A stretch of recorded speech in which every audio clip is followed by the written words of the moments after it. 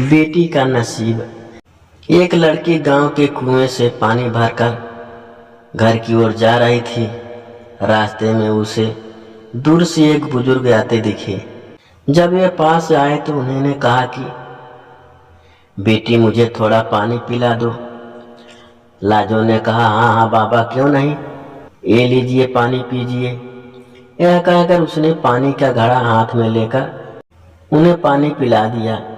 पानी पीकर बुजुर्ग ने उसका धन्यवाद दिया और आगे चल दिए। कुछ देर बाद लाजो घर पहुंची तो देखा वे बुजुर्ग और उसके पिता खाट पर बैठे थे। रामधन जी जो कि लाजो के पिता थे, रतन लाल उसके ही पुराने दोस्त थे जो कि दूसरे गांव में रहते थे। कई साल बाद वे रामधन से मिलने आए थे। रामधन जी ने जैसे लाजो को देखा वे बोले, ले भाई रतन लाल आ गई मेरी बेटी, इसी के बारे में पूछ रहा था ना।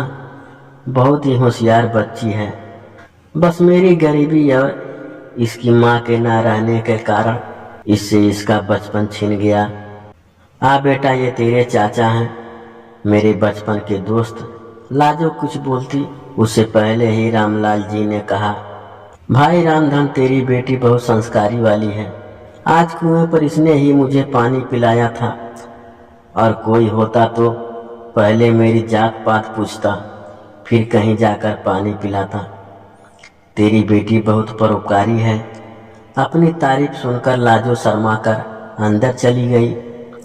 तभी रामधन ने आवाज लगाई, बेटी अपने चाचा के लिए कुछ मीठा ले आ। रतन लाल जी ने उसे रोकते हुए कहा, भाई मुँह बाद में मीठा कर लेंगे, पहले मैं जिस काम से आया हूँ वो तो सुन ले। हाँ भाई बोल क्या बात है, घर में सब ठीक है तो ना। रामधन जी की बात सुनकर रतन लाल ने गंभीर होते हुए कहा, भाई मैं अपने बेटे के लिए तेरी बेटी का हाथ मांगना चाहता हूँ। अब इस दोस्ती को रिश्तेदारी में बदल देते हैं। यह सुनकर रामधन बहुत खुश हुआ। उसने कहा, बात तो तेरी ठीक है, अगर तेरा बेटा है तो मैं तैयार हूँ, लेकिन भाई मेरी हैसियत तो तू जानता ही है। जहाँ तक मुझे पता है तेरा तो शहर में बहुत बड़ा कारोबार है, कहाँ मैं कहाँ तू। रतनलाल जी ने कहा, पैसे की चिंता मत कर, मेरे बेटे के लिए कई बड़ों घरों से रिश्ता आए, लेकिन मैं ये कैसे बच्चे को अपने घर की बहू बनाना चाहता था जिसमें संस्कार हो। वो मैंने तेरी बेटी के अंदर देख लिए। तू बस हाँ कर दे, बाकी सब कुछ मेरे पर छोड़ दे। रतनलाल जी की बातें सुनकर रामधन ने तुरंत हाँ कर दी। ऐसा घर बैठे रिश्ता आए तो कोई भी मना नहीं कर सकता है। दीवार की ओट से लाजो यह सब सुन रही थी।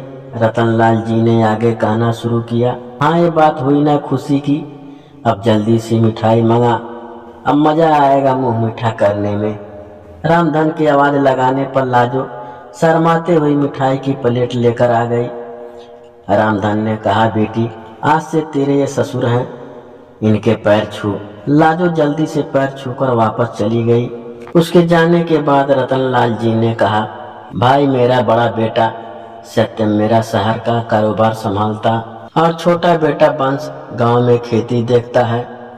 मैंने उसे सत्यम से शादी के बारे में पूछा तो वो आप देखकर मेरी शादी कर दो। रामधन बोला, हाँ भाई बड़े नसीब से मिलती हैं ऐसी संतान जो माता पिता का सम्मान करे। मेरे तो भाग खुल गए। मैं तो हमेशा इसी चिंता में रहता था कि इस बिन माँ की गरीब बच्ची को कौन अपनाएगा। रतनलाल जी बोले, बस अब तू चिंता मत कर, मैं शादी का सारा इंतजाम कर दूंगा। अच्छा मैं चलता हूँ।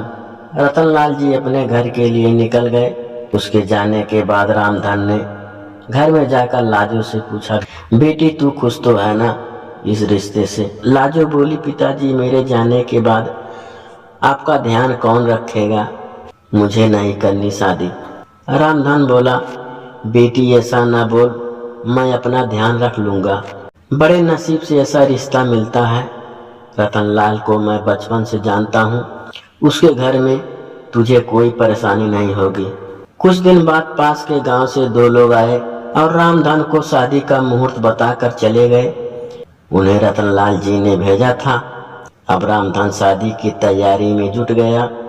इसी तरह कुछ दिन बीत गए।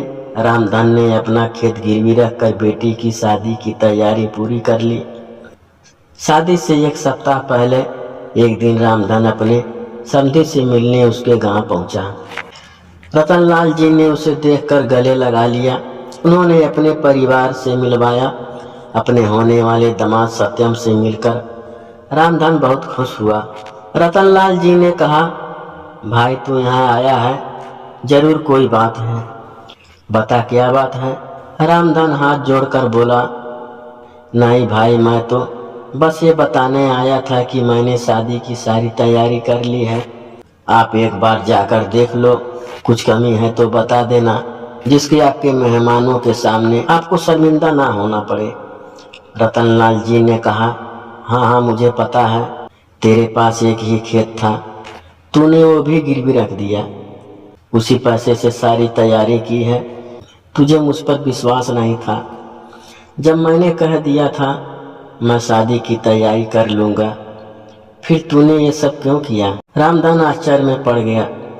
वह बोला, माफ़ करना भाई, लेकिन बेटी की शादी के लिए कुछ तो मुझे भी करना चाहिए। रामधन यह कहकर रोने लगा। उसकी आंखों से आंसू बह रहे थे। तभी रतनलाल जी ने अपने छोटे बेटे वंश को बुलाया और इशारे से कुछ समझाया। कुछ देर बाद रतनलाल जी ने रामधन के कंधे पर हाथ रखा। रामधन सिर झुकाए शर्मिंदा हुआ बैठा था। रतनलाल जी ने कहा, ले भाई अपनी अमानत, दोबारा फिर कभी ऐसा बात ना करना। यह कहकर उन्होंने खेत के कागज रामधन के हाथ में रख दिए। रामधन ने देखा, अरे ये क्या, ये तो वही कागज हैं जो मैंने गिरवी रखे थे, ये आपके पास कैसे आए। रतनलाल जी ने कहा, वंश आसपास के गांव के सभी लोगों को जानता है, उनमें से एक ही ने खेत गिरवी रखने वाली बात बता दी, वही यह कागज छुड़ा कर लाया है। रामधन की आंखों से आंसू बह रहे थे। रतनलाल जी ने उसे गले लगा लिया और बोला, भाई खेत ही गिरवी रख देगा तो कर्ज कहाँ से चुकाएगा और खाएगा क्या। आगे से ऐसा मत करना, मैं अपनी बेटी लेने आऊँगा, बस तू मिठाई बढ़िया सी बनवाना। यह सुनकर सब लोग हंस पड़े। रतनलाल जी ने आवाज़ लगाई। वंश ने 50,000 रुपये लाकर अपने पिता के हाथ में रख दिए। रतनलाल जी ने कहा, ले भाई शादी की तैयारी कर और वंश इन्हें छोड़ कर आ। और हाँ सुन भाई, कल हम 4-5 आदमियों को तेरे घर भेज देंगे, वो सारा काम संभाल लेंगे, बस तू चिंता मत करना।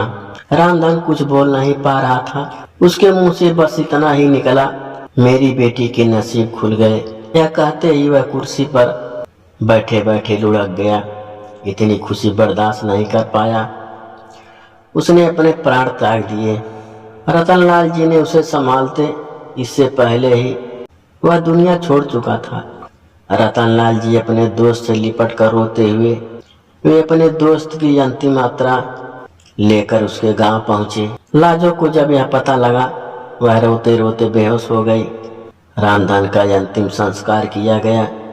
रतनलाल जी अपने परिवार के साथ वहीं रुक गए। 13वें की एक सप्ताह बाद उन्होंने सादा तरीके से सत्यम और लाजो की शादी एक मंदिर में करवा दी। लाजो के चमकते नसीब की खुशी में रामधन अपना जीवन जीना भूल गए।